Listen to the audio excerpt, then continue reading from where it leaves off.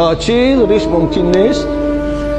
وقتی که من 40 نرسیدم مرم، وقتی که این جوانا 40 نرفته مرن، پیغمبر ریشی کسی را تراشن اگر گویا خون او را ریخت، گویا سری او را برید.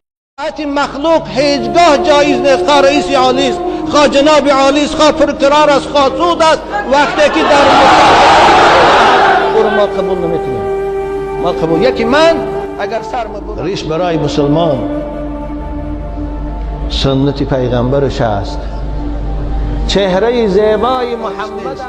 او تروریستی لعنتی میخواهد با ریشی تراشیده هم با موی سرم با پاپیراس آن رو همون نیت ناپاک شکنه. مسخره کردین.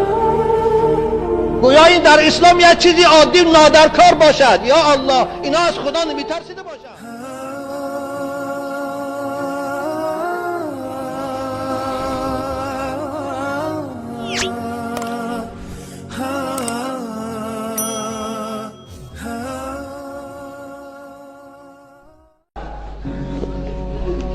تا 40 ریش ممکن نیست.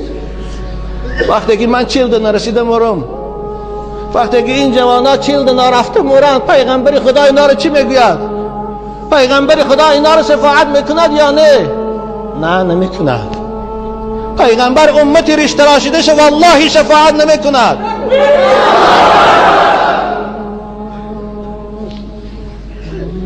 وقتی که تا 18 نماز نخواند، تا 18 مسجد نرود، تا 18 رفته دیننگی بچه که 16 ساله رو من جنازه کردم مرد، وای حالو چی بشه پیشگاه خدا ده؟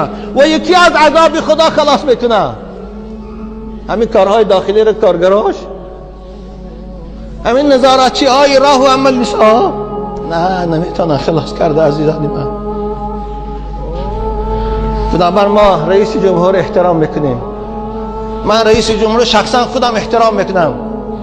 در من حضرت قبلگاهی شنیده بودم که نسبت این کس شما خیلی با آداب و با احتیاط باشید. من تا آخر در این عهد حضرت قبلگاهی میستم، لیکن من باز به اعلان میکنم به همه فهمن، همه حکومت دارا باید فهمن که پیغمبر ما گفت است لا طاعت لمخلوق فی معصیت الخالق.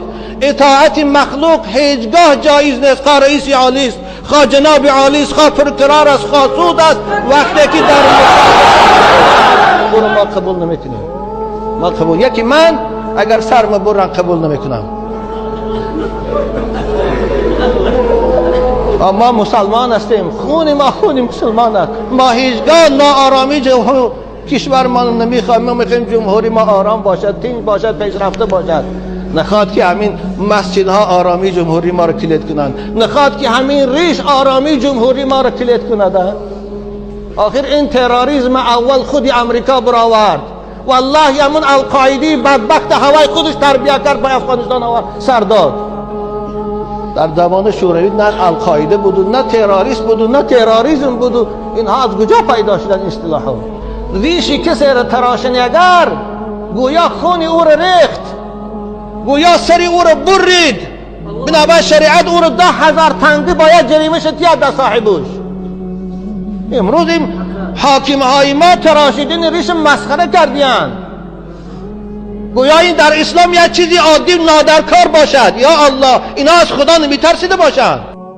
تروریست بدبخت با موی سرم میتونه این کار کنه، با ریشی تراشیدن میتونه، با همون پاپیراس هم میتونه، وقتی که نیتش پلید باشه این کار کنه.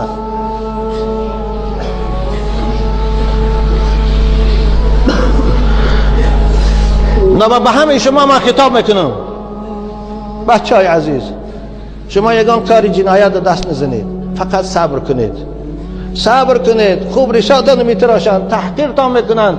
اگر یگان کاری خلاف قانون کنید، ما از شما همچون پیشوا راضی نیستم. صبر کنید، انشاءالله آخر غلبه بر اسلام است.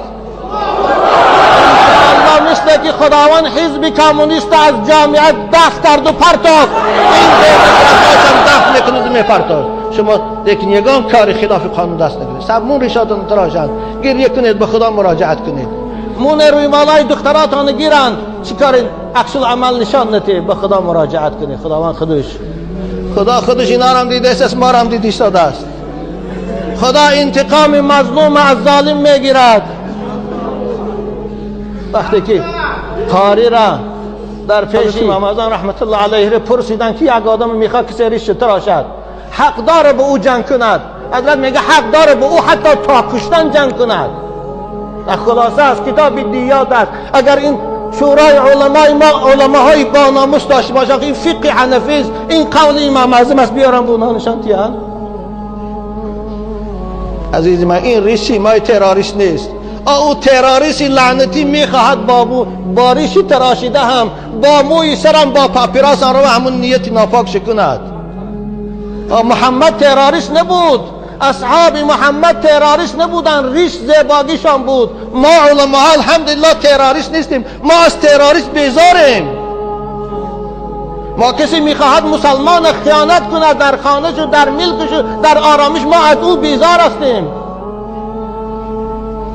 نخواد که ریش نشانی تروریستی باشد، نخواد که تاقیچی سفید نشانی تروریستی باشد.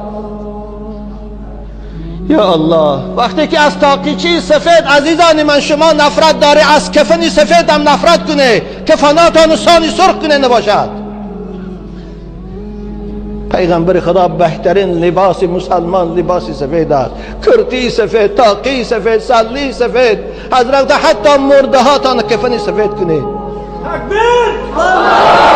بودم که هست ریشدارا رو بینن در بازار و در کوچه ها، کارمندان نظارت را ریشدار در ماشین قپ تمام خدا میتیش، او رو تمسخر کرده، او رو حقیر کرد، تحقیر کرده، از ماشین میفرارد و تهدید کرده میبره به جای درکاری. من همین خدا به پیغمبرش در 1440 سال پیش گفته بود، زیرا کفر در همه عصر و زمان تا قیامت یک رفتار داره. و الا ریش برای مسلمان سنت پیغمبرش است، چهره زیبای محمد است. ریش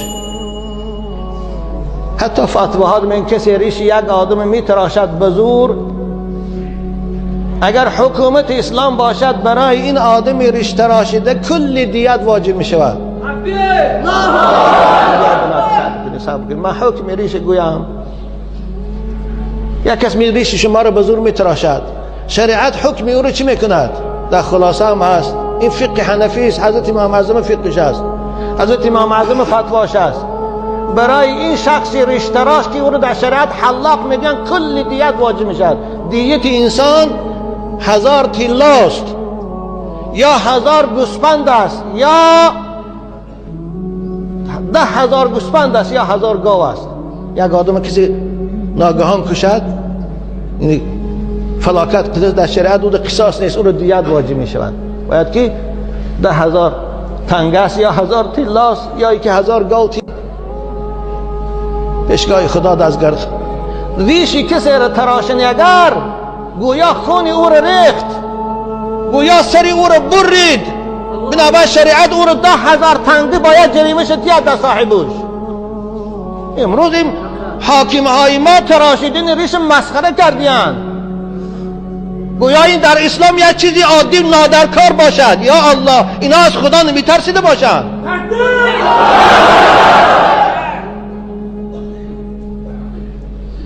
من به این کارمندای کارهای داخلی میگم، عزیزان من، شما طاقت عذاب خدا دارید. والله تراشیدن ریش یک مسلمان برابر ریختن خونش است. این مذهب امام اعظم است. شما به خود بیایید چی کار کردید؟ وقتی که شب این آیه مبارکه رو میخواندم آب دیدم میریخت. به خدا من مراجعت کردم، خدایا ما از دست من چیزی نمیبیاد، من همون دعای حضرت نوح به تو میکنم، ربی انی مغلوب فانتصر. کنسر دیست میبلست یوسف گدای می قپن ریشاش میتراشن، قاریون نزد ما آمد گریه کرد. من دادر عزیز صبر کن، انشاءالله خدا خواه ثواب میگیری، یگان کاری دیگر دو دست نزن. باز میگم از شما عزیزان، بچه های خوش رو خوب شما میتونی به رئیس جمهور شکایت کنی، خدا خواه رئیس جمهور از این خبر ندارد، من باور دارم. شما میتونی بر رئیس شورای عالی محمد سید عبیدالله شکایت کنید، شما به سود و پرگران شکایت کنید از روی این ملیسه‌هایی که ریشاتان میتراشند، شما را حقارت میکنند، شما را تحقیر میکنند. مراجعت کنید، قانونی مراجعت کنید، انشاءالله فریاد شما به یک جا میرسد. اما گفشانو نگیره. ریشاتون تراشتن بمونه با برود، تاقیاتون گرفتن فردا با تاقی نمونید.